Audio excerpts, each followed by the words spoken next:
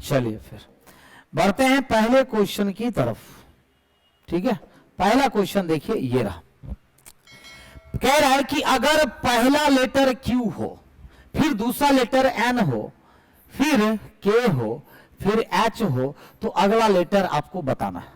तो Q से N की बात करते हैं तो -3 हुआ, यहां पर भी -3 हुआ, यहां पर भी -3 हुआ, तो आगे भी तो -3 होगा। तो यानी कि कौन सा लेटर हो जाएगा? ई हो जाएगा। क्या हो जाएगा? ई, ऑप्शन नंबर डी। क्लियर? अगला सवाल, ये क्या किया गया है?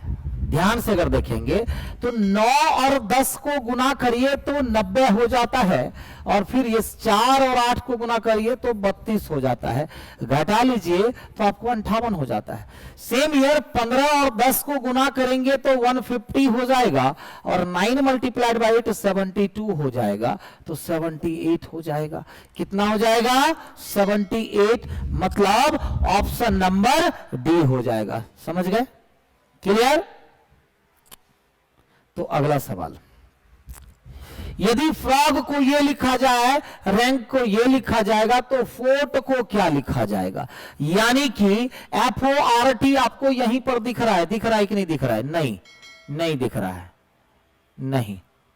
ओके, फोर्ट, रैंक को ये, तो फोर्ट को क्या हो जाएगा? FORT तो है ही नहीं। अब ये बताइए, F का कोड दोनों में क्या कॉमन है? देखिएगा, F का कोड क्या हो जाएगा? 9, O का कोड क्या हो जाएगा? 6, और R का कोड क्या हो जाएगा? 2। तो 9, 6 और 2 तो होगा, मतलब A नंबर नहीं, B नंबर नहीं, D नंबर नहीं, तो ऑप्शन नंबर सी।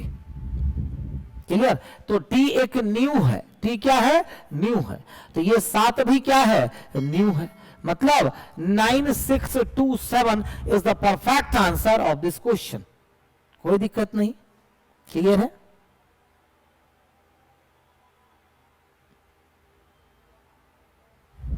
आगे बढ़ते हैं, और ये आपका अगला सवाल। दिए गए 4 विकल्प में से नीचे दिए गए में जल में बनने वाले सही प्रतिबिंब। तो जल में बनने वाला सही प्रतिबिंब अगर आप चुनेंगे तो जो ऊपर है वो नीचे चला आएगा, जो ऊपर है वो नीचे, और जो नीचे है वो ऊपर चला आएगा ना। अब ये वाला पार्ट जो नीचे था वो ऊपर चलाएगा, और वो जो ऊपर था वो नीचे चलाएगा, बीच वाला स्क्वायर अपनी जगह पर रहेगा। तो यहां का पोजीशन देख करके 1 नहीं होगा, फिर यहां का पोजीशन देख करके 2 नहीं होगा। हाँ, ये दोनों हो सकता है, ये दोनों हो सकता है। अब ये जो लाइन है, ये लाइन ऐसा हो जाएगा, मतलब इसमें भी सही है, इसमें भी सही है। अब ये जो लाइन है ऊपर वाला, वो नीचे चलाएगा, तो ये भी ऐसा बनेगा, तो ये भी सही, ये भी सही। क्लियर? अब देखना है, ये जो लाइन दिया हुआ है वो लाइन कुछ ऐसा बन जाएगा उल्टा, मतलब इसको देखो तो नहीं बन रहा है। ऑप्शन नंबर 4, फिगर नंबर 4, लेकिन ऑप्शन से ए हो जाएगा। क्लियर? तो अगले सवाल की तरफ बढ़ते हैं, और वक्तव्य कह रहा है 1 वर्ष में अपने पैसे को 3 गुना करें। एक विज्ञापन, मतलब एक एडवर्टीजमेंट है कि आप अपना पैसा 1 वर्ष में कितना कर ले? 3 गुना कर ले। तो इस पर क्या मान्यताएं हो सकती है? पहला, आश्वासन सच्चा नहीं है, तो क्या हम कन्फर्म कह सकते हैं? हो सकता है कि कुछ ना कुछ ऐसा स्कीम हो जिससे कि पैसे को 3 गुना किया जा सकता हो। दूसरा, लोग चाहते हैं कि उनका पैसा बढ़ जाए। अब ये दूसरा सही होगा कि नहीं होगा? अकॉर्डिंग टू स्टेटमेंट दूसरा सही होगा कि नहीं, बताइए जरा, जल्दी से बताइए। तो दूसरा एकदम सही होगा, क्योंकि एडवर्टीजमेंट जो आती है वो लोगों की मानसिकता के अनुसार ही आती है। मतलब अगर एडवर्टीजमेंट आता है कि अगर आप अपना वजन कम करना चाहते हैं तो हमारे पास आए और मात्र 4 सप्ताह में आपका 8 किलो वजन हम कम कर देंगे, तो ये जो एडवर्टीजमेंट लाया गया, मतलब लोग ऐसा जैसा चीज चाहते हैं वैसा ही ऐड आता है। तो दूसरा कहीं ना कहीं सही हो जाएगा, और केवल मान्यता 2, मतलब डी नंबर आंसर चला जाएगा। क्लियर है? चलिए फिर अगला सवाल, ये क्या किया गया है बताइए। देखिए, 5 गुना 3 कितना हो जाएगा? 15, अब प्लस 4 करेंगे तो 19, एक लॉजिक तो लगा। 6 गुना 4 कितना? 24, इसमें 5 जोड़ देंगे तो 29 आ गया। तो हम भी क्या करेंगे, 7 गुना 5 35, उसमें ये 6 को जोड़ देंगे 41 आ जाएगा। कितना आ जाएगा, 41। ऑप्शन से सी नंबर जाएगा। क्लियर। अगला सवाल, यदि L माने प्लस, M माने माइनस, N माने मल्टीप्लाई और P माने डिवाइड, तो बताइए 8 गुना 9 कितना, 72, प्लस 60 में 3 से भाग देंगे तो 20, तो 72 20 92 में से 13 घटा लीजिए, तो 92 में से 12 घटाएंगे तो 70, 92 में से 12 घटाएंगे तो 80 होगा, यानी कि 79 हो जाएगा। कितना हो जाएगा, 79 हो जाएगा, और ऑप्शन से ए हो जाएगा। कोई दिक्कत, चलिए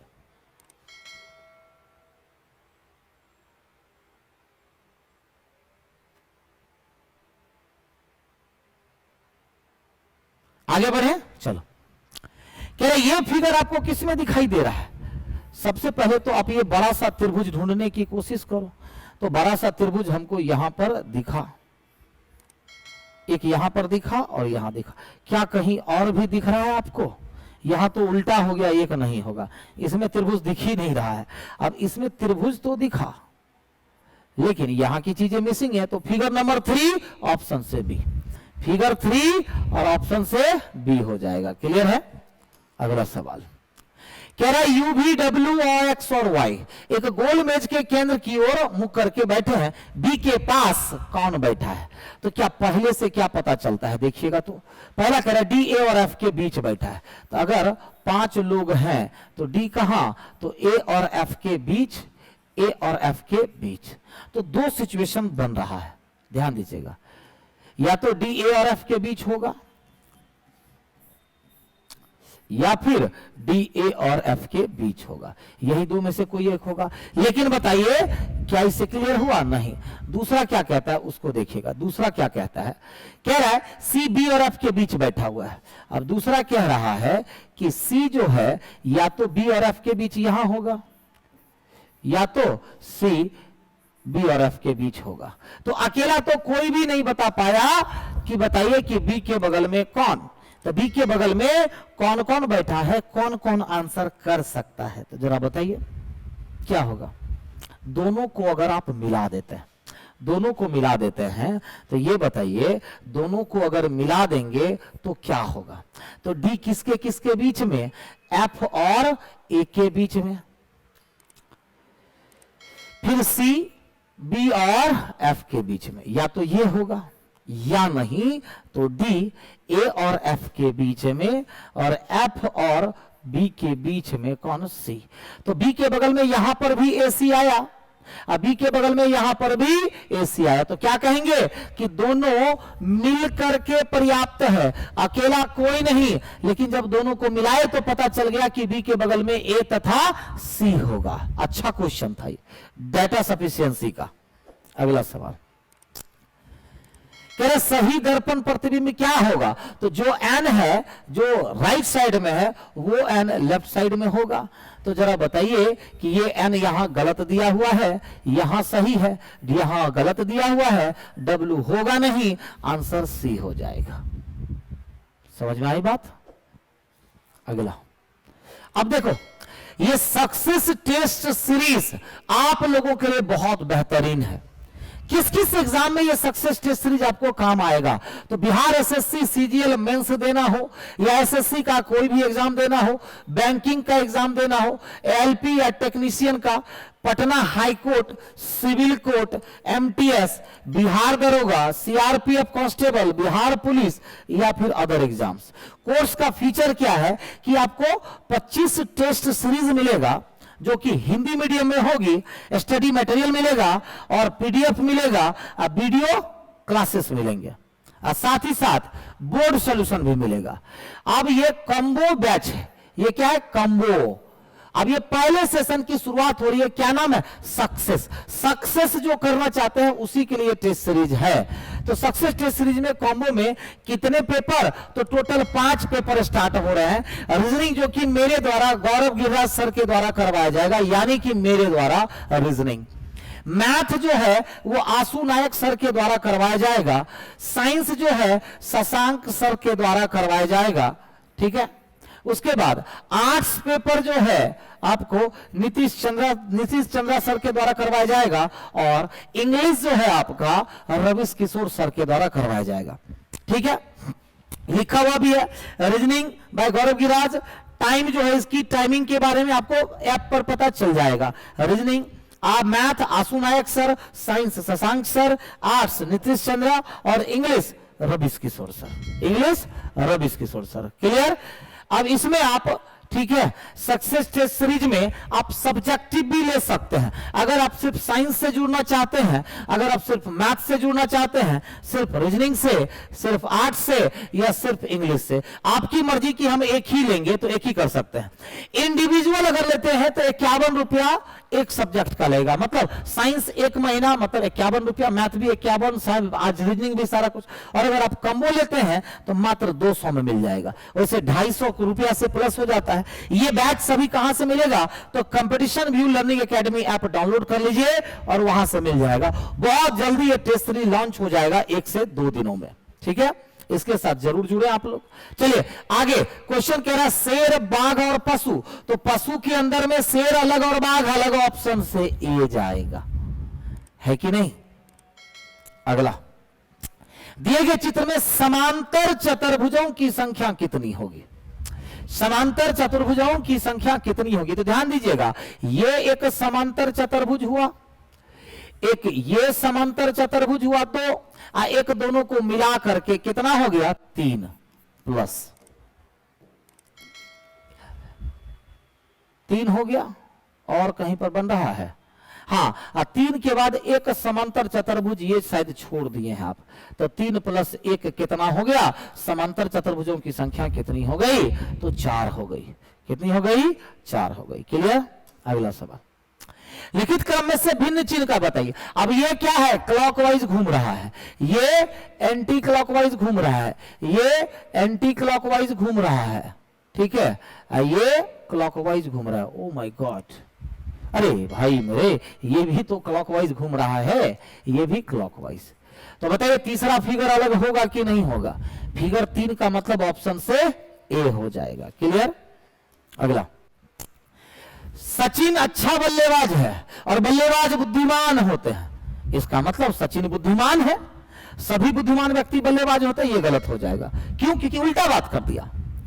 जो अच्छा बल्लेबाज है वो बुद्धिमान होता है, इसका मतलब ये नहीं कि सभी बुद्धिमान लोग बल्लेबाज होंगे, ये नहीं होगा। तो केवल और केवल क्या निकलेगा, निष्कर्ष 2 निकलेगा। क्लियर। अगला, सही चित्र के साथ खाली जगह को भरें। अब देखिएगा, कार तो कार दिया हुआ है, तो यहां तो इसका संबंध किससे हो जाएगा, पहले फिगर से, ऑप्शन नंबर सी हो जाएगा। अगला, सभी सेब लाल हैं, मतलब सेब, एसबी से सेब, जितने भी सेब हैं वो सारे के सारे क्या एल से लाल हो गया। और कोई भी लाल फल सस्ता नहीं है, कोई भी लाल फल सस्ता नहीं है। तो लाल क्या, लाल फल सस्ता नहीं। सभी सेब सस्ते हैं, तो सेब सस्ता होगा जी, कभी नहीं। लाल सेब सस्ते नहीं है, ये सही होगा। जो भी लाल सेब होगा वो सस्ता नहीं होगा। तो केवल निष्कर्ष 2 अनुसरण करता है, आपका आंसर ए चला जाएगा। क्या चला जाएगा, ए। क्लियर। अगला,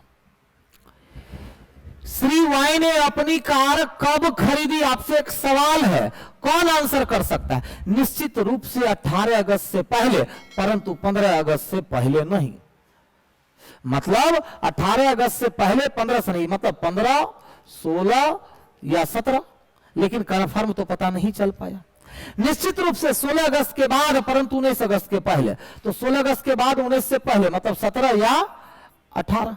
तो अकेला ना ये आंसर कर पाया ना ये, लेकिन दोनों को मिलाएंगे तो आंसर आ जाएगा। मतलब उसने कार कब खरीदी, पक्का वो 17 तारीख को खरीदी। कॉमन क्या आ रहा है, 17। तो दोनों मिलकर के ना पर्याप्त है, तो आंसर सी जाएगा कि कथन 1 और 2 दोनों मिल करके पर्याप्त है। अगला सवाल, यदि दी गई श्रृंखला को उल्टे क्रम में लिख दिया जाए तो दाएं छोर से 10वें पद के बाएं 15वां, तो जब एक दाएं हो और एक बाएं हो तो क्या क्या आता है, 15। अब ये 15वां किधर से हो गया, तो दाएं छोर से हो गया। आप जब पलटा जाए तो इसी को आप पलट दीजिए। अब दाएं को क्या कर दीजिए, बाएं से 15वां कर दीजिए, आपका आंसर हो जाएगा। क्योंकि पलटने के बाद जो दाएं से था वो बाएं से हो जाएगा। मतलब 3, 3 6, 3 9, 3 12 और 3 15। मतलब आंसर क्या हो जाएगा, एफ हो जाएगा। क्या हो जाएगा, एफ। क्लियर। अगला सवाल, कुछ कीड़े पक्षी है, तो कैसे कीड़ा हो गया, कुछ कीड़े क्या हो गए, पक्षी, और सभी पक्षी फल है, तो सभी पक्षी क्या हो गए, फल। चलिए पहला निष्कर्ष क्या कहता है कि सभी फल पक्षी है। बताइए, फल ये रहा और पक्षी ये रहा, क्या सभी फल पक्षी है, तो रिवर्स में सभी को गलत माना जाता है, इसीलिए पहला गलत हो गया। कुछ कीड़े फल है, ये होगा, क्योंकि कुछ कीड़ा फल है, तो देख केवल और केवल 2, ऑप्शन से बी नंबर, केवल 2 का मतलब ऑप्शन से बी। अगला सवाल, एक शीर्ष विश्वविद्यालय ने कक्षा 12 के गणित के पाठ्यक्रम में कटौती की है। शीर्ष विश्वविद्यालय मतलब टॉप के यूनिवर्सिटी ने क्या किया कि क्लास 12 के गणित के जो पाठ्यक्रम की सिलेबस होती है उसमें कटौती की है। इस पर क्या अनुमान हो सकता है, तो छात्र पहले की तुलना में गणित में अधिक अंक ला सकते हैं, तो यह अनुमान बिल्कुल सही है। यह छात्रों में गणित के तनाव और बोझ को कम करने के लिए किया गया हो, तो यह भी बिल्कुल अनुमान सही होगा। तो 1 और 2 दोनों निहित है, आंसर से B. Clear. Next question, P S की मां के इकलौते, पी कौन, तो एस की मां के इकलौते पुत्र, तो याद रखिए एस की मां का इकलौता पुत्र या तो एस होगा या कोई दूसरा भाई होगा। तो एस की मां के इकलौते पुत्र की पत्नी है, पी कौन है, उसकी पत्नी है, ये होगा या उसकी पत्नी है। पी किस रूप में एस से संबंधित है, तो पी एस की कौन, तो यहां से देखते हैं तो पी एस की पत्नी हो गई, यहां से देखते हैं तो पी एस की भाभी हो गई। तो आंसर क्या चला जाएगा, बहू तो होगा नहीं, सास तो होगा नहीं, बहन तो होगी नहीं, मतलब ननद भाभी साली जेठानी हो जाएगी। क्लियर। तो ऑप्शन से बाहर तो अब जाएंगे नहीं। क्लियर है। चलिए फिर अंतिम सवाल की तरफ देखिए, ई एफ जी एच तो क्या हो जाएगा, आई। फिर देखिए 8 2 10 2 12 2 14 2 16, फिर आइए 9 2 11 2 13 2 15 2 17, मतलब आई पी क्यू, ऑप्शन से सी हो जाएगा।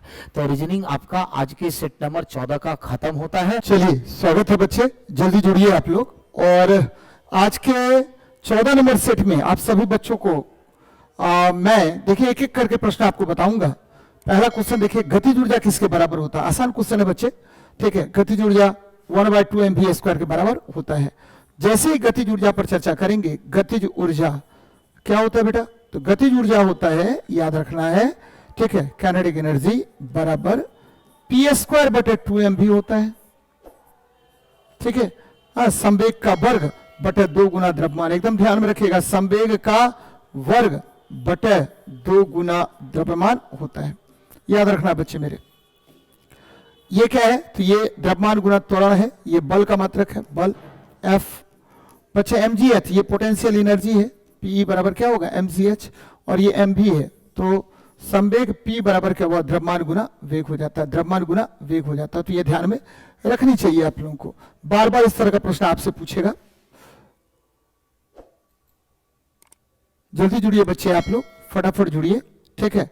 चलिए बहुत अच्छी बात है, आगे देखते हैं। तो द्रव्यमान गुना वेग, P बराबर क्या हुआ mgh, पोटेंशियल एनर्जी होता है। बच्चे 2 बातें और आपको एकदम ध्यान में रखना है कि जैसे ही गतिज ऊर्जा की बात आती है तो गतिज ऊर्जा की बात आएगी, तो गतिज ऊर्जा याद रखना है काइनेटिक एनर्जी, ठीक है। काइनेटिक एनर्जी क्या होगा, तो वस्तु के गति के कारण उसमें संचित ऊर्जा को हम क्या कहते हैं, उसमें संचित ऊर्जा को हम गतिज ऊर्जा कहते हैं, ठीक है। तो वस्तु के गति के कारण वस्तु में संचित ऊर्जा को गतिज ऊर्जा कहा जाता है। नेक्स्ट देखिए, कह रहा यदि हम एक धोबन सोडा, बच्चे धोबन सोडा का मतलब क्या हुआ, sodium carbonate Na2CO3 into 10H2O को हम ध्रुवन सोडा कहते हैं। कोई बात नहीं, थोड़ी सी मात्रा इसमें 1 मिलीलीटर तनु हाइड्रोक्लोरिक अम्ल, तो इसका ले लेते हैं, ऐसे लीजिए, ठीक है, Na2CO3 और आपको HCl ले लेते हैं बच्चे, मिलाते हैं तो हम क्या देखेंगे, तो क्या देखेंगे, कोई बात नहीं है, यहां देखिए अभिक्रिया होगा, यहां 2 ले लीजिए, 2NaCl सोडियम क्लोराइड बन गया, प्लस क्या हुआ H2O बन गया, प्लस क्या CO2 बाहर निकल गया। तो बच्चे क्या होगा, तो CO2 गैस तेज बुदबुदाहट के साथ निकलती है, ये देखिए ध्यान में रखिएगा, ठीक है, यहाँ क्या होगा, तो CO2 गैस तेज बुदबुदाहट के साथ निकलता है बच्चे, एकदम याद रखिएगा। बच्चे एक चीज और ध्यान में रखना है कि जब हम, ठीक है, हाइड्रोजन से भरे पात्र में, ठीक है, आपको जलती हुई मोमबत्ती ले जाए तो पॉपअप की ध्वनि के साथ वह जलता है, पॉपअप की ध्वनि के साथ वह जलेगा, एकदम याद रखिएगा बच्चे इसको।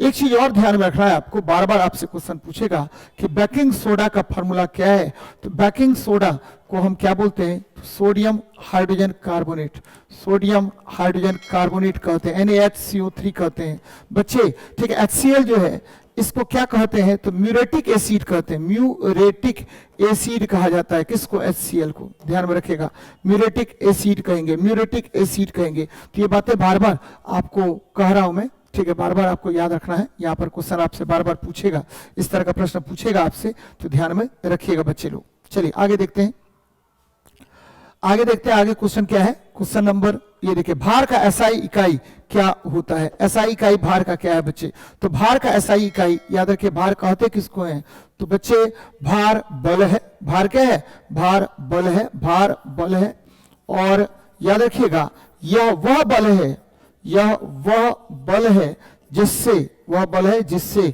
किसी वस्तु को पृथ्वी अपने केंद्र की ओर खींचती है, जिससे किसी वस्तु को पृथ्वी अपने केंद्र की ओर खींचती है, वस्तु को पृथ्वी अपने केंद्र की ओर खींचती है, पृथ्वी अपने केंद्र की ओर खींचती है, याद रखना बच्चे, अपने केंद्र की ओर खींचती है, और केंद्र की ओर खींचती है, और क्या हो जाएगा बच्चे, एकदम ध्यान में रखिएगा, खींचती है, तो W बराबर, W भार, भार क्या हुआ, W हो गया, W भार बराबर M इंटू जी होगा, mass into acceleration due to gravity, mass into acceleration due to gravity, acceleration due to gravity होता है, ड्यू टू ग्रेविटी होगा। अब देखिए ये हो गया, तो अब देखिए ये वस्तु को इस पर रख दीजिए, और ये पृथ्वी के केंद्र की ओर जिस बल से किसी वस्तु को अपने केंद्र की ओर खींचेगा, तो W बराबर M इंटू जी होता है, W बराबर क्या होगा, M इंटू जी होता है। तो भार का SI मात्रक क्या होता है, तो बच्चे न्यूटन होगा, न्यूटन होगा, और डाइन क्या होगा, तो ये CGS मात्रक होता है, बल का या भार का, बल या भार का CGS मात्रक होता है, बल या भार का CGS मात्रक होता है, CGS मात्रक, बल या भार का CGS मात्रक होता है। किलोग्राम ये क्या है, तो द्रव्यमान का SI मात्रक है, द्रव्यमान का SI मात्रक है, द्रव्यमान का SI मात्रक क्या होगा, तो बच्चे आपको किलोग्राम होता है, एकदम ध्यान रखिएगा, द्रव्यमान का SI मात्रक किलोग्राम होता है, पॉन्डल भी मात्रक होता है फोर्स का, ठीक है, ये सब कब का मैंने आपको बता दिया है बच्चे। आगे देखते हैं, एक वस्तु को 10 सेंटीमीटर की फोकल लंबाई वाले एक उत्तल लेंस की मुख्य अक्ष पर रखा जाता है, ठीक है, फोकल लंबाई कितनी है, तो F का मान है बच्चे कितना, तो 10 सेंटीमीटर, ये देखिए उत्तल लेंस है, ये उत्तल लेंस हो गया, और इसमें 10 सेंटीमीटर की दूरी पर फोकल लेंथ इसका है आपको 10 सेंटीमीटर, कोई बात नहीं है। क्या कह रहा है, तो यदि लेंस से वस्तु की दूरी 30 सेंटीमीटर हो, ये देखिए यहां पर वस्तु रख दीजिए, 30 सेंटीमीटर की दूरी पर वस्तु रखा हुआ है, कोई बात नहीं है। अब देखिए बेटा, यहां से प्रकाश की किरण चली, और ये देखिए ये फोकस हो गया, यहां से यहां तक फोकस की दूरी होगी, और ये दूसरे प्रकाश की किरण आपको ऑप्टिकल सेंटर से चली, यहां बन गया प्रतिबिंब आपको, ठीक है। तो आपको क्या निकालना है, तो प्रतिबिंब दूरी ज्ञात कीजिए, तो 1/v माइनस 1/u बराबर क्या होता है, तो बच्चे 1/v माइनस 1/u बराबर 1/f होता है। 1/v बराबर क्या होगा, जैसे ही उत्तल लेंस दे बच्चे, उत्तल लेंस जैसे ही आपको बोले उत्तल लेंस, तो आपको दो बातें ध्यान में रखिएगा, उत्तल लेंस जैसे ही आपको बताता है तो u हो गया वस्तु दूरी, ठीक है, वस्तु दूरी, और ये क्या होगा, निगेटिव होगा, ये क्या होगा, निगेटिव होगा, और बच्चे f क्या हो गया, तो ये भी आपको फोकस दूरी है, ये भी निगेटिव होगा, फोकस दूरी है, ये भी आपका निगेटिव होगा, ध्यान में रखिएगा, और निगेटिव नहीं पॉजिटिव होगा, और v क्या होगा, तो वास्तविक प्रतिबिंब के लिए v पॉजिटिव होगा, और आभासी के लिए भी क्या होगा, भी बराबर नेगेटिव। किसके लिए, आभासी प्रतिबिंब के लिए। आभासी प्रतिबिंब के लिए भी नेगेटिव होगा, वास्तविक के लिए भी पॉजिटिव होगा। तो 1/v बराबर क्या होगा, 1/f, और ठीक है प्लस 1/u हो गया। तो 1/f तो पॉजिटिव है, तो 1/10 और प्लस माइनस माइनस ये देखिए 1/30 हो गया। 30 और 10 का एलसीएम 30 हो जाएगा, ठीक है 10 या 30, 3 माइनस क्या होगा 30 का 30, 1 हो गया बच्चा। तो क्या हो जाएगा, तो v बराबर 30/2 यानी क्या होगा, तो प्लस 15 सेंटीमीटर की दूरी पर बनेगा। तो आंसर क्या हो जाएगा, बी नंबर बच्चे। बी नंबर आपका आंसर होगा, एकदम ध्यान में रखिएगा, बी नंबर आपका आंसर होगा। नेक्स्ट देखते हैं, कार्य निम्न में से कौन सा यौन और अलैंगिक दोनों रूप से उत्पन्न होता है। तो हाइड्रा जो है यौन और अलैंगिक दोनों विधि द्वारा उत्पन्न होता है। हाइड्रा यौन विधि और अलैंगिक दोनों विधियों के द्वारा उत्पन्न होता है। हाइड्रा यौन और अलैंगिक दोनों विधियों द्वारा उत्पन्न होता है, एकदम याद रखिए बच्चे। हाइड्रा किस संघ का जंतु है, तो हाइड्रा जो है सिलेंट्रेटा है बच्चे, सिलेंट्रेटा है।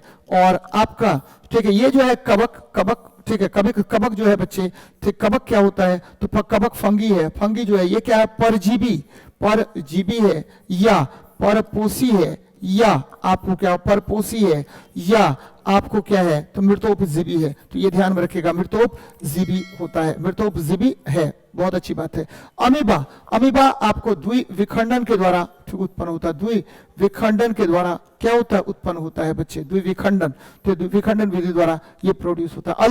अलगी क्या होता है, तो ये स्वपोषी है, क्या है, स्वपोषी है। इसमें क्लोरोफिल पाया जाता है, इसमें क्लोरोफिल पाए जाते हैं। इसमें क्या पाया जाएगा, तो क्लोरोफिल पाया जाता है, ध्यान में रखिएगा, क्लोरोफिल पाया जाता है। चलिए पाया जाता है, इसमें क्लोरोफिल पाया जाता है, जो क्या करेगा, प्रकाश संश्लेषण के द्वारा खाद्य पदार्थ का उत्पादन करेगा, प्रकाश संश्लेषण द्वारा भोजन की उत्पत्ति करेगा बच्चे, ये ध्यान में रखिएगा। और ठीक है ये आपको इसका आंसर क्या होगा, तो आंसर हो जाएगा हाइड्रा। नेक्स्ट देखते हैं बच्चे, एक चीज और ध्यान में रखिएगा, हाइड्रा किस विधि के द्वारा आपको अलैंगिक जनन करता है। तो हाइड्रा ध्यान में रखिएगा, हाइड्रा जो है यह ठीक है, हाइड्रा क्या, तो बच्चे बहु जो है ये मुकुलन विधि द्वारा, कौन सा, मुकुलन विधि। हाइड्रा मुकुलन विधि द्वारा, मुकुलन विधि द्वारा ठीक है, विधि द्वारा क्या करता है, तो बच्चे मुकुलन विधि द्वारा ठीक है अलैंगिक जनन करता है, अलैंगिक जनन करता है, ध्यान में रखिए बच्चे, अलैंगिक जनन करता है। ठीक है, कौन सा विधि के द्वारा, तो आपको मुकुलन विधि द्वारा अलैंगिक जनन करता है। चलिए नेक्स्ट देखते हैं, कार्बन का अपरूप नहीं है। तो बच्चे कार्बन का अपरूप देखिए, बकमिनिस्टर फुलरीन यानी C60 होता है, ठीक है, इसको हम फुलरीन भी कहते हैं, फुलरीन भी कहते हैं, फुलरीन कहते हैं। और ये जो है आपको क्या है, बकमिनिस्टर फुलरीन है। और यह जो है आपको कार्बन का ठीक है रवादार अपरूप है, कार्बन का रवादार अपरूप है, रवादार अपरूप होता है, ध्यान में रखिए बच्चे, अपरूप है, रवादार अपरूप है। कार्बन डाइऑक्साइड ये कार्बन का यौगिक है, कार्बन का यौगिक होता है, कार्बन का क्या है, ये यौगिक है बच्चे, यौगिक है। डायमंड हीरा जो है, हीरा ये कार्बन का ठीक क्या है बच्चे, तो कार्बन का ध्यान में रखिएगा, कार्बन का रवादार, ये भी कार्बन का रवादार अपरूप है। और हीरा सबसे मजबूत यौगिक मजबूत पदार्थ होता है बच्चे। ग्रेफाइट ये क्या है, तो ये कार्बन का ठीक है बेरवादार बोलते हैं, रवादार ये भी रवादार अपरूप है, रवादार ठीक है रवेदार अपरूप है बच्चे, रवेदार अपरूप है कार्बन का। ठीक है, तो बहुत इंपॉर्टेंट है, बार बार इस पर क्वेश्चन पूछता है। चलिए नेक्स्ट देखिए, रिक्त स्थानों में सबसे उपयुक्त विकल्प भरें यदि एक पौधा का समजीनी, ये देखिए TTRR है, समजीनी है तो क्या क्या होगा, तो बच्चे TT मतलब क्या हुआ, बौना हो गया, कंप्लीट बौना हो गया। और RR का मतलब क्या हुआ, राउंड, और राउंड है तो इसका मतलब हो गया क्या, तो ये हो जाएगा, ध्यान में रखिएगा, गोल, क्या होगा, गोल होगा। तो देखिए कहां पर है, ठीक है, बौना और गोल, बौना और गोल, तो आंसर हो जाएगा बौना और गोल। TT का मतलब क्या होता है, पूर्ण रूप से लंबा, ध्यान में रखिएगा, TT ये क्या होगा, पूर्ण लंबा होता है। और TT छोटा वाला TT का मतलब क्या हुआ, ठीक है, बौना बच्चे, पूर्ण बौना होता है, ये ध्यान में रखिएगा। लेकिन अगर यहीं पर T आ जाता तो क्या होता, लंबा होता, लंबा, लेकिन जेनेटिव तो बोलते हैं लंबा होगा।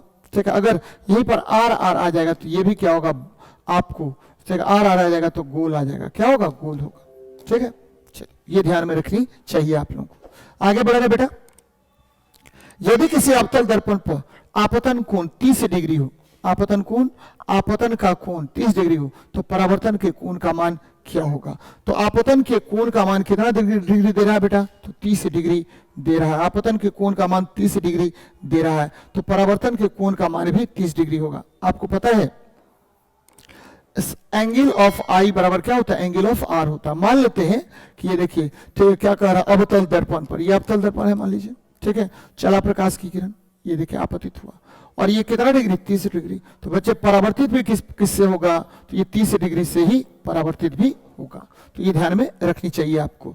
बच्चे आपको पता होगा कि अवतल दर्पण जो है, ठीक है, इसका धसा हुआ भाग परावर्तक होता है, धसा भाग परावर्तक, धसा भाग इसका क्या हुआ? परावर्तक होता है, परावर्तक होता है। और जब भी अवतल दर्पण की बात करते हैं तो अवतल दर्पण में याद रखिएगा बच्चे, अवतल दर्पण में प्रतिबिंब कैसा बनेगा? दर्पण में प्रतिबिंब कैसा बनता है? तो प्रतिबिंब बनता है कैसा बनेगा? तो बच्चे बहुत सारे कंडीशंस होते हैं जनरली, ठीक है, इसमें आभासी और वास्तविक दोनों प्रतिबिंब बनता है। आभासी भी बनेगा और क्या बनेगा? तो वास्तविक भी बनेगा। ध्यान में रखिएगा, आभासी और वास्तविक दोनों प्रकार का प्रतिबिंब बनता है। तो ये बातें याद रखनी चाहिए आपको, बार बार इस तरह का प्रश्न पूछा जाता है। चलिए नेक्स्ट देखते हैं। एनटीपी पर गैस एक्स की 10 ग्राम का आयतन 5.6 लीटर है, तो एक्स का आणविक भार कितना है? बच्चे यहां देखिए, एनटीपी पर गैस एक्स के 10 ग्राम का आयतन 5.6 लीटर है। बच्चे आपको पता है कि 22.4 लीटर एनटीपी पर क्या होगा? 22.4 लीटर का 22.4 लीटर पाया जाता है। एनटीपी पर एक मोल गैस का आयतन, एक मोल गैस का आयतन कितना होता है? तो गैस का आयतन बच्चे ध्यान में रखिएगा, एक मोल गैस का आयतन होता है 22.4 लीटर। अब देखिए क्वेश्चन क्या कह रहा है, देखिए 5.6 लीटर का आयतन कितना दिया हुआ है? 5.6 लीटर का द्रव्यमान दिया हुआ 10 ग्राम, कोई बात नहीं है। अब आपको निकालना है, इसीलिए हमको निकाला 22.4 लीटर का द्रव्यमान कितना होगा? तो 10, ठीक है, 10 गुना 22.4 बटे क्या? 5.6 भगा दे दीजिए बेटा 4 मर्थ में, 10 के 40 कितना ग्राम होगा? तो 40 ग्राम होगा। तो आंसर क्या होगा? 40, ठीक है, ग्राम होगा। एन आणविक भार कितना होगा? 40 ग्राम होगा। आणविक भार कितना होगा? 40 ग्राम होगा। देख लीजिए, याद रखना बच्चे, एक मोल गैस का आयतन, एक मोल, जैसे बोले एक मोल गैस का आयतन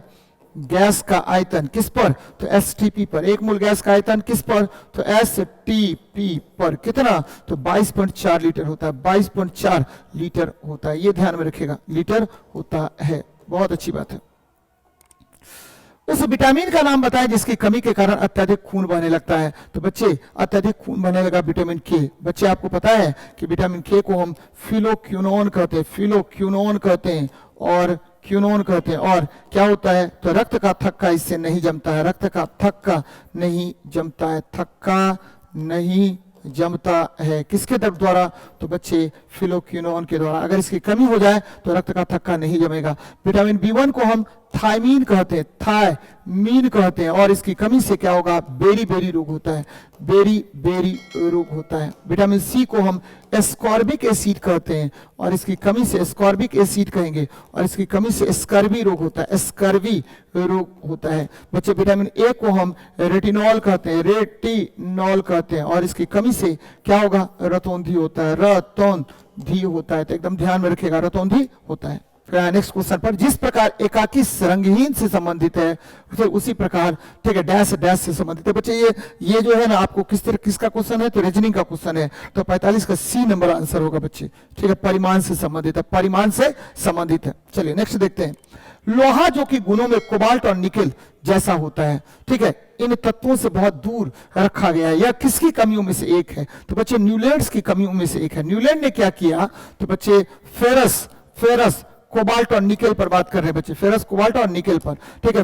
फेरस को इन्होंने ऑक्सीजन के साथ रख दिया, कोबाल्ट और निकेल को हेलोजन के साथ रख दिया गया, जबकि फेरस कोबाल्ट और निकेल तीनों जो है लोह चुंबकीय पदार्थ है। और बच्चे, ठीक, आपको पता होगा आधुनिक आवर्त सारणी में 8वें वर्ग में लोहा है, परमाणु संख्या 26, ठीक है। 9वें वर्ग में क्या है? कोबाल्ट है, ठीक है बच्चे, परमाणु संख्या 27, और 10वें वर्ग में क्या है? निकेल है, परमाणु संख्या क्या हो गया, 28 हो गया। तो 26, 27, 28 इसकी परमाणु संख्या होगी। न्यूलैंड ने अष्टक नियम दिया था बच्चे, आधुनिक आवर्त सारणी, ठीक है, मौसले के द्वारा दिया गया था और ये परमाणु संख्या पर आधारित था। डबोडिना ने 3-3 तत्वों की श्रेणी बनाई जिसमें मध्यवर्ती तत्व का परमाणु भार अन्य दोनों तत्वों के परमाणु भार का क्या था, औसत था। बच्चे एकदम ध्यान में रखिए, मेंडेलीफ की आवर्त सारणी जो है ये परमाणु द्रव्यमान पर आधारित है, परमाणु द्रव्यमान पर बेस्ड है, तो ये ध्यान में रखिएगा। नेक्स्ट देखते हैं, चूने के पानी में कार्बन डाइऑक्साइड गैस प्रवाहित करने पर दूधिया हो जाता है, या किसके निर्माण के कारण होता है। बच्चे चूना का पानी कैल्शियम हाइड्रोक्साइड होता है और उसमें कार्बन डाइऑक्साइड गैस प्रवाहित कर दीजिए तो बन गया कैल्शियम कार्बोनेट और बच्चे H2O बाहर निकल जाएगा, तो ये ध्यान में रखिएगा, CaCO3 बन गया कैल्शियम कार्बोनेट, तो ये कैल्शियम कार्बोनेट बन जाता है। दूधिया होने का कारण क्या है, कैल्शियम कार्बोनेट है बच्चे, कैल्शियम कार्बोनेट के कारण दूधिया हो जाता है। कैल्शियम हाइड्रोजन कार्बोनेट अगर बन जाता तो ये दूधिया रंग गायब हो जाता। कैल्शियम ऑक्साइड को हम चूना कहते बच्चे, क्विक लाइम कहा जाता है, क्विक लाइम कहते हैं। कैल्शियम कार्बोनेट को बच्चे हम क्या कहते हैं, तो संगमरमर या मार्बल भी कहा जाता है, संगमरमर या मार्बल भी इसे कहा जाता है, ध्यान में रखिएगा। चलिए, निम्नलिखित में से कौन सा नवकरणीय ऊर्जा का स्रोत नहीं है बच्चे, तो नवकरणीय ऊर्जा का स्रोत नहीं, जीवाश्मों से ऊर्जा ये नवकरणीय ऊर्जा का स्रोत नहीं है। पवन ऊर्जा, भूतापीय ऊर्जा, सौर ऊर्जा। बच्चे नवकरणीय मतलब क्या होता है, ठीक है, बार बार ठीक है ऊर्जा प्राप्त किया जा सकता है, बार बार ऊर्जा प्राप्त कर सकते हैं, ऊर्जा प्राप्त कर सकते हैं, एकदम याद रखिए, प्राप्त कर सकते हैं, कर सकते हैं, इसको कहा जाता है क्या, तो बच्चे नवकरणीय, ठीक है। जबकि जीवाश्मों से ऊर्जा जैसे पेट्रोलियम, पेट्रोलियम का स्रोत खत्म हो जाएगा, एक बार यूज करने के बाद इसका स्रोत धीरे धीरे समाप्त होता जाता है बच्चे, इसको क्या बोलते हैं, तो बच्चे इसको जीवाश्म ऊर्जा कहा जाता है। नाइट्रोजन का परमाणुिक द्रव्यमान 14 है और हाइड्रोजन का 1 है। अमोनिया का परमाणुिक द्रव्यमान कितना होगा बच्चे, अमोनिया मतलब क्या हुआ, NH3, अमोनिया मतलब NH3, N का मतलब 14 और चूंकि हाइड्रोजन है 1 गुना 3, कुल मिला के 17 ग्राम होगा, तो ध्यान दीजिएगा 17 हो जाएगा। बच्चे आपको पता होनी चाहिए कि अमोनिया जो है, ठीक है, जल में अत्यधिक घुलनशील गैस है, जल में अत्यधिक घुलनशील गैस है, जल में अत्यधिक घुलनशील गैस है, अत्यधिक घुलनशील होता है, अत्यधिक घुलनशील गैस है, किसमें, जल में घुलनशील गैस है। और एक चीज और ध्यान में रखनी चाहिए आपको कि अमोनिया जो है बच्चे यह क्या है, तो मूत्र जैसा गंध होता है, मूत्र जैसा इसमें गंध होता है, मूत्र जैसा गंध होता है। और अमोनिया जो है निर्माण कैसे करते हैं, तो हैबर विधि द्वारा, निर्माण हैबर विधि द्वारा करते हैं, हैबर विधि द्वारा किया जाता है, हैबर विधि द्वारा करते हैं इसका निर्माण, तो ये ध्यान में रखिएगा, बार बार इस तरह का प्रश्न आपसे पूछेगा। नेक्स्ट देखते हैं बेटा, वायु का निरपेक्ष अपवर्तनांक कितना होता है,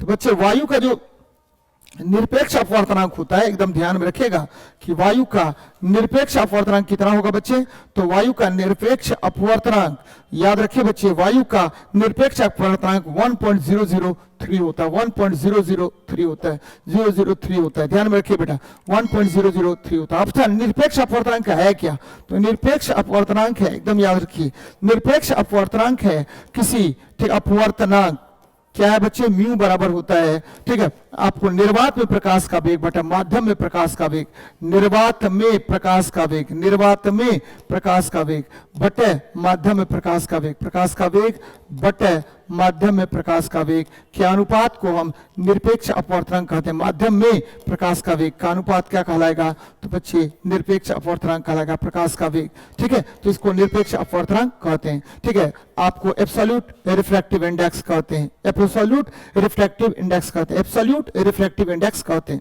चलिए नेक्स्ट देखते हैं बेटा, CuO plus H2, Cu plus H2O हो गया, कोई दिक्कत नहीं। यहां देखिए क्या हो रहा है, कह रहा है कि यह समीकरण निम्न में से किसका एक उदाहरण है, कॉपर ऑक्साइड है और ये कॉपर ऑक्सीजन इससे अलग हो गया।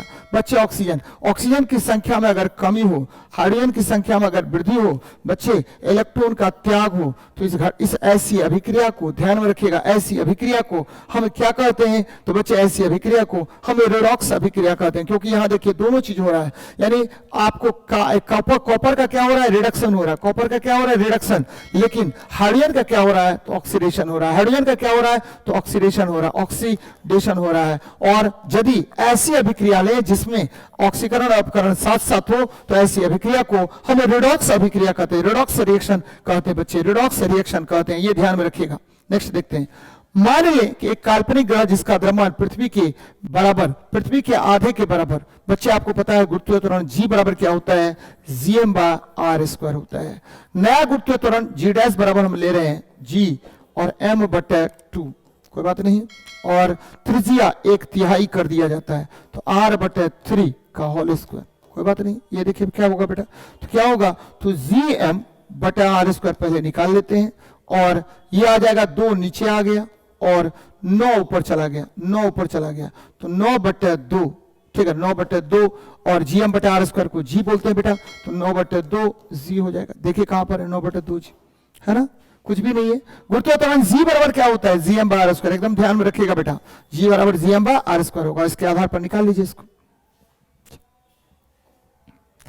वैज्ञानिक वर्गीकरण में वर्गीकरण की मूल इकाई क्या होती है बच्चे, वैज्ञानिक वर्गीकरण की खोज किसने की, तो बच्चे वैज्ञानिक वर्गीकरण की खोज की थी, टेक्सोनोमी बोलते हैं। वैज्ञानिक वर्गीकरण का अध्ययन किया जाता है किसमें, टेक्सोनोमी में। और टेक्सोनोमी ध्यान में रखिएगा, टेक्सोनोमी का जनक, ठीक है, टेक्सोनोमी का जनक किसको कहते हैं, कार्लस लिनियस को टेक्सोनोमी का जनक कहते हैं। जनक किसको कहते हैं, तो बच्चे कार्लस लिनियस को कहते हैं, कार्लस लिनियस को, कार्लस लिनियस को कहा जाता है, ठीक है, एकदम ध्यान में रखिए, कार्लस लिनियस, यानी फादर ऑफ टेक्सोनोमी किसको कहते हैं, तो कार्लस लिनियस को कहते हैं, एकदम याद रखिएगा। और बच्चे जब भी हम वैज्ञानिक वर्गीकरण करते हैं, वैज्ञानिक वर्गीकरण करते हैं, तो ध्यान में रखिएगा कि वैज्ञानिक वर्गीकरण में हम, ठीक है, किसको, तो बच्चे नस्ल को, स्पेसीज को सबसे पहले लेते हैं, उसके बाद स्पेसीज के बाद किसको लेंगे, जीनस को, जीनस के बाद किसको लेंगे, ऑर्डर को, ऑर्डर के बाद क्या लेंगे, तो फैमिली लेते हैं। सबसे पहले किसको लेंगे, तो आपको स्पेसीज को लेंगे, जाति। आगे देखते हैं, आध्यात्मिक गुण बढ़ता है बच्चे, तो यहां देखिए मैग्नीशियम से बेरियम, मैग्नीशियम से बेरियम की तरफ, ठीक है, मैग्नीशियम से बेरियम, तो बच्चे ये क्या हुआ, तो ये ऊपर से नीचे आ गया, ऊपर से नीचे जाने पर, ठीक है, धात्विक गुण का मान बढ़ता है बच्चे, वर्ग में बात कर रहे हैं, यहाँ mg है और नीचे क्या है, बेरियम में बच्चे, तो ऊपर से नीचे जाने पर, वर्ग में ऊपर से नीचे जाने पर क्या होगा, तो धात्विक गुण का मान बढ़ता है। यहाँ मेटेलिक प्रॉपर्टी का मान, मेटेलिक प्रॉपर्टी का मान क्या होगा, बढ़ेगा। मेटेलिक प्रॉपर्टी का मान क्या होता है, तो बढ़ता है बच्चे, मेटेलिक प्रॉपर्टी क्या होगा, बढ़ेगा, लेकिन ठीक है, नॉन मेटेलिक प्रॉपर्टी का मान घटेगा। तो आध्यात्मिक गुण बढ़ता है, गलत बात है, ठीक है। यहाँ आध्यात्मिक गुण क्या होगा, तो आध्यात्मिक गुण बढ़ता नहीं, घटता है। पोटेशियम से सीजियम, तो पोटेशियम से सीजियम, पोटेशियम से सीजियम ये उसी वर्ग में है बच्चे, फर्स्ट ए वर्ग में है, वो सेकेंड ए वर्ग में था, ये फर्स्ट ए वर्ग में है। तो यहां भी क्या हो रहा है, तो पोटेशियम से, ठीक है, आपको सीजियम की तरफ, ठीक है, आपको वर्ग में ऊपर से नीचे जाने पर क्या होगा, तो धात्विक गुण बढ़ेगा, आध्यात्मिक गुण घटेगा, ये भी गलत हो गया। ऑक्सीजन से सेलेनियम, तो बच्चे ऑक्सीजन जो है 16वें वर्ग का तत्व है, और सेलेनियम जो है यहाँ नीचे लीजिए सेलेनियम, तो बच्चे ऑक्सीजन से सेलेनियम तक जाने पर वर्ग में ही ऊपर से नीचे जा रहे हैं, तो वर्ग में ऊपर से नीचे जाने पर क्या होगा, आध्यात्मिक गुण का मान घटता है, तो ये गलत बात है, ठीक है। अब देखिए इसमें सोडियम से क्लोरीन, तो सोडियम, तो उसके बाद लीजिए कौन, मैग्नीशियम, उसके बाद लीजिए कौन, एल्युमिनियम, उसके बाद सिलिकॉन बच्चे, उसके बाद क्या, सिलिकॉन के बाद फास्फोरस, फास्फोरस के बाद क्या, तो बच्चे फास्फोरस 15 हो गया, ठीक है, सल्फर 16, क्लोरीन 17। तो ये देखिए आवर्त में बाएं से दाएं जाने पर, ये अच्छी बात है बच्चे, आवर्त में, ये आवर्त है, बाकी सब वर्ग था। आवर्त में लेफ्ट टू राइट जा रहे हैं, लेफ्ट से राइट जाते हैं, तो लेफ्ट से राइट जाते हैं, तो आध्यात्मिक गुण नॉन मेटेलिक प्रॉपर्टी का मान क्या होगा, बढ़ जाएगा। तो ये आपका सही आंसर होगा। सोडियम से क्लोरीन तक जाने में क्या होगा, तो आध्यात्मिक गुण के मान में वृद्धि होती है। तो ये आपका लास्ट क्वेश्चन था बच्चे, मिलते हैं नेक्स्ट सेशन में। जय हिंद, जय भारत।